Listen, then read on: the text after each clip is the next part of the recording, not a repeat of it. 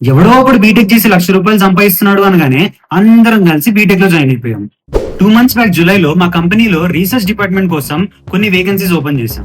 90% of the applications engineering background నుంచే వచ్చాయి. వీళ్ళందరినీ మీరు బీటెక్ చేశారు కదా, మరి రీసెర్చ్ డిపార్ట్మెంట్ కోసం ఎందుకు అప్లై చేశారు అని అడిగితే, బయట మార్కెట్ లో జాబ్స్ లేవు సార్, మాకు ప్రెసెంట్ ఏదో ఒక జాబ్ కావాలి అన్నారు.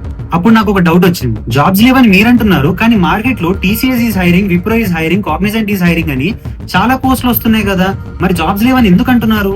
మేబీ కంపెనీస్ కి కావాల్సిన స్కిల్స్ మన దగ్గర లేవా? కానీ దానికోసమే 4 years బీటెక్ చేశాం కదా. ఇవన్నీ పక్కన పెట్టేస్తే నాకేమనిపించిందంటే, ప్రాబ్లం కంపెనీస్ లోనో బీటెక్ లోనో లేదు, ఫ్యూ ఇయర్స్ బ్యాక్ మనం తీసుకున్న డెసిషన్ లో ఉంది. 10th వరకు అందరం ఒకటే దారిలో వచ్చాం.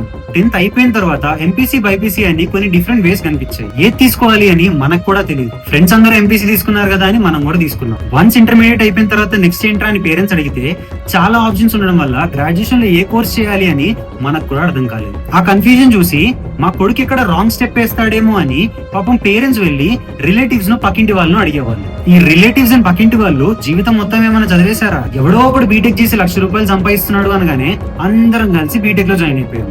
ఇప్పుడున్న మార్కెట్ గురించి తెలుసుకొని స్కిల్స్ నేర్చుకుంటే 4 years తర్వాత బీటెక్ అయిపోయి మీరందరూ బయటకు వచ్చేసరికి అవే స్కిల్స్ ఉంటాయని ఎలా అనుకున్నారు? ఈ జనరేషన్ లో ఇవాళ ఉన్న ట్రెండ్ రేపు ఉండట్లేదు.